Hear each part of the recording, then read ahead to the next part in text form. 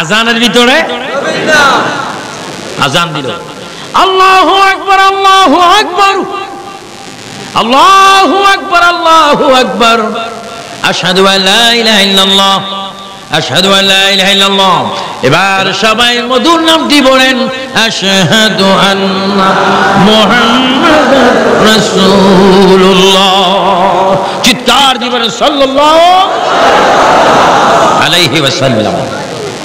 আজান দেওয়া হলো, জিবরাইল আজান দিলেন, সমস্ত নবীরা সামনে, আল্লাহু আকবার, আল্লাহু আকবার। অনেক নবী, কত সুন্দর নবী এখানে উপস্থিত আছেন, সুন্দর নবী যার চেহারা দেখে মিশরে মেয়েরা রূপ দেখে লেবু কাটতে গিয়ে হাত কেটে ফেলেছে। ইউসুফ আলাইহিস সালাম, যারা বলে কি আলাইহিস সালাম, আমার নবীর পিছনে দাউদ আলাইহিস সালাম পিছনে, ইব্রাহিম আলাইহিস সালাম পিছনে, শীষ নবী পিছনে, ইয়াহইয়া আলাইহিস সালাম পিছনে, জাকারিয়া নবী পিছনে, আদম সে ঈসা তক तमाम নবীগণ পিছনে। জিবরাইল আজান দিলেন, ৭০,০০০ ফেরেশতারা পতাকা নিয়ে দাঁড়িয়ে আছেন। জিবরাইল নবীজির দিকে তাকাচ্ছে, নবীজি সকল নবীদের চেহারার দিকে তাকাচ্ছে।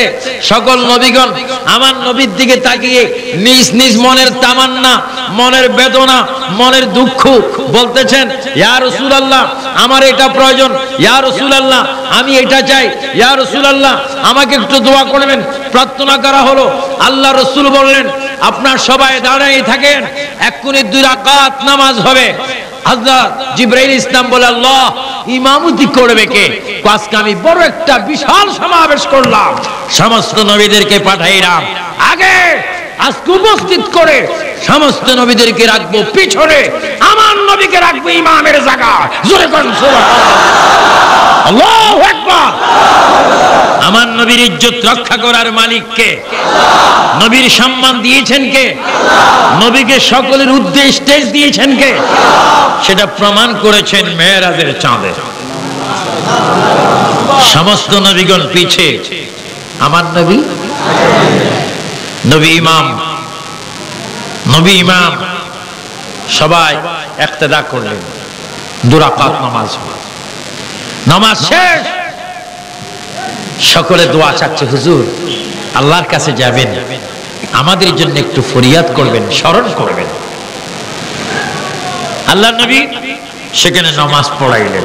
আমার ভাইয়েরা, সমস্ত নবীরা একত্রিত হয়ে যদি নামাজ পড়তে পারে, আমরা সুন্দর করে ফজর, জোহর, আসর, মাগরিব, এশার নামাজ মসজিদ জামাতের সহিত সুন্নি ইমানদার ইমামের পিছে ইক্তেদা করে ওই নামাজকে মেরাজ বানাইতে চাই কি চাই না? আরো জোরে চাই কি চাই না? আরো জোরে আল্লাহ ওয়াদা করতেছি, নবীর উসিলায় তোমার প্রেমে 5 ওয়াক্ত নামাজ তোমার জমিনে কায়েম করব। সেই নামাজে তোমার নবীকে, আমাদের আকা মুহাম্মাদুর রাসূলুল্লাহ সাল্লাল্লাহু আলাইহি ওয়াসাল্লামকে সালাম দেব। আয় আল্লাহ, আমাদের ফরিয়াদ, আমাদের ওয়াদা বাস্তবায়ন করার মতো তৌফিক দাও। আমিন, আমিন, আল্লাহুম্মা আমিন। শপথটা মনে থাকবে নি? আরো জোরে মনে থাকবে নি? কি পড়ার শপথ? নামাজ। আরো জোরে মনে, কি পড়া? নবীজি আল্লাহর থেকে কি পাইলেন? নামাজ পেয়েছেন। আরো জোরে মনে, কি পাইলেন? আমরা কি গ্রহণ করলাম? যদি গ্রহণ করি খুশি হবেন কে? আরো জোরে বলেন না কে? এই জন্য ভাইয়েরা ঠিক মতো নামাজ পড়বেন। এই জন্য আল্লাহ রাব্বুল আলামিন কোরআন শরীফের মধ্যে বলেন, আবার আয়াতটা পড়েন আমার ভাইয়েরা, বলুন, ইন্না আতাইনাকাল কাউসার। অর্থ শোনেন, হে আমার বন্ধু, হে আমার বন্ধু হাবিবুল্লাহ রাসূলুল্লাহ, হে রাসূল, নিশ্চয় আমি আপনাকে দান করেছি হাউজে কাউসার। খায়রান কাসীরান, বড় করুণাময় কল্যাণময় জায়গা আপনাকে আমি দান করেছি, নিয়ামত দান করেছি। বন্ধুগো, এত বড় নিয়ামত পাওয়ার পরে আমি আল্লাহ আপনাকে হুকুম দিচ্ছি, সবাই বলুন ফাসাল্লি লিরাব্বিকা ওয়ানহার। সুবহানাল্লাহ, সুবহানাল্লাহ।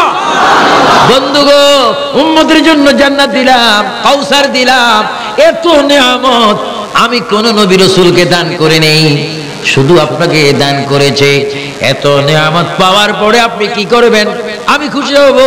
ফাসাল্লি, আপনি একটু নামাজ কায়েম করুন, ওয়ানহার, এবং প্রতিপালকের জন্য একটু কোরবানি দেন। তাহলে বোঝা গেল আমার নবী এত নিয়ামত পাওয়ার পরে নিজে নামাজ পড়েছেন এবং প্রভুর নামে তিনি কোরবানি করেছেন। জোরে বলুন সুবহানাল্লাহ। আমার মুসল্লি সুন্নি ভাইয়েরা, কৃষক শ্রমিক ভাইয়েরা, ব্যবসায়ী ভাইয়েরা, ড্রাইভার ভাইয়েরা, মালিক ভাইয়েরা, আমার এই মাহফিল কমিটির ভাইয়েরা, গভীর মনোযোগ দিয়ে আপনারা শোনেন। নবী যদি জান্নাত পেয়ে যদি নামাজ পড়তে পারেন, আমরা নবীর মাধ্যমে জান্নাত পাবো। তাই জান্নাতে যাবার আগে আমরা নামাজ পড়তে চাই কি চাই না? এজন্য আজকে আমি আপনাদেরকে অনুরোধ করে বলবো, সূরা কাউসারের তাফসীর থেকে আপনাদেরকে এটাই মেরাজের চাঁদে শোনাই দিলাম। রাসূল পাক নামাজ পেয়েছেন, নামাজ পড়েছেন, কোরবানি করেছেন বেহেশতের বিনিময়ে। আর যেই নামাজ আমাদের জন্য এনেছেন মেরাজ শরীফ থেকে, ওই নামাজ আমরা পরিপূর্ণ করে পড়ব। একজন ইমানদার যদি ফুসকুনির মধ্যে হোক, টিউবওয়েলের মধ্যে হোক, আবওয়াবা রাহমাতিক, এই দোয়াটা পড়ার আগে দুরূদ শরীফ পড়ে যখন মসজিদের মধ্যে ডাইন কদমটা দিবেন, আল্লাহ পাক ডাক দিয়ে বলবে, ফেরেশতারা রহমতের চাদর দিয়ে বান্দার গুনাহগুলো মুছে ফেল, আমার বান্দার জন্য তোরা সাক্ষী থাক। বান্দা আমাকে না দেখে আমার মদিনার নবীর কথা শুনে মসজিদে যখন প্রবেশ করলো, আমি বান্দার জীবনের সব গুনাহ মাফ করে দিলাম। সুবহানাল্লাহ। মসজিদে গেলে গুনাহ মাফ হয় কি হয় না?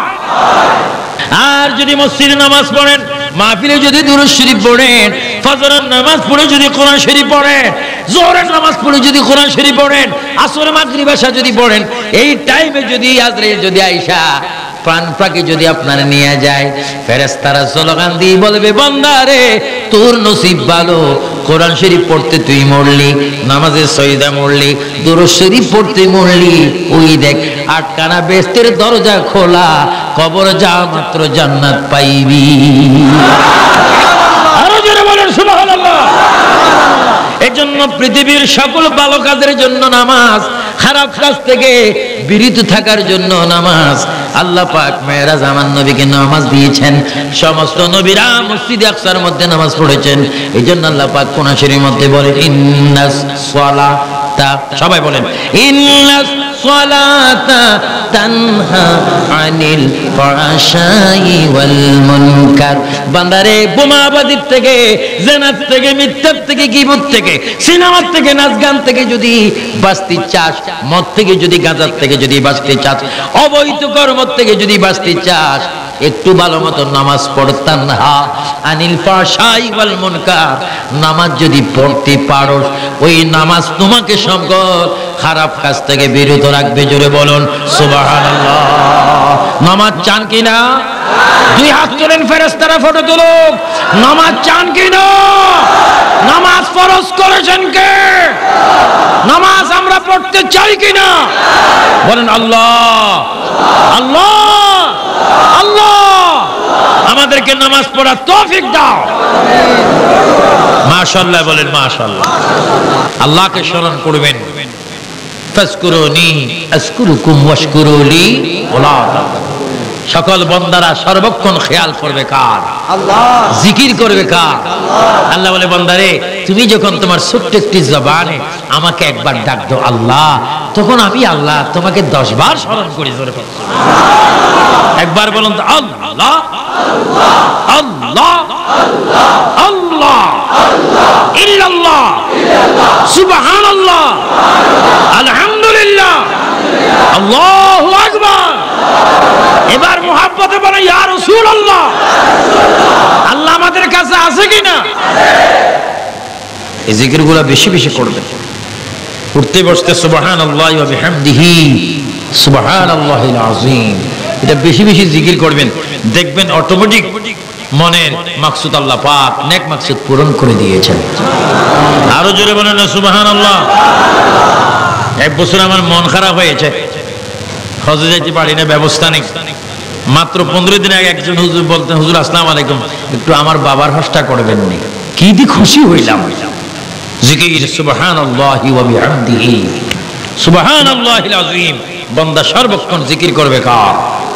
দুরূদ শরীফ পড়বেন রাসূলুল্লাহ।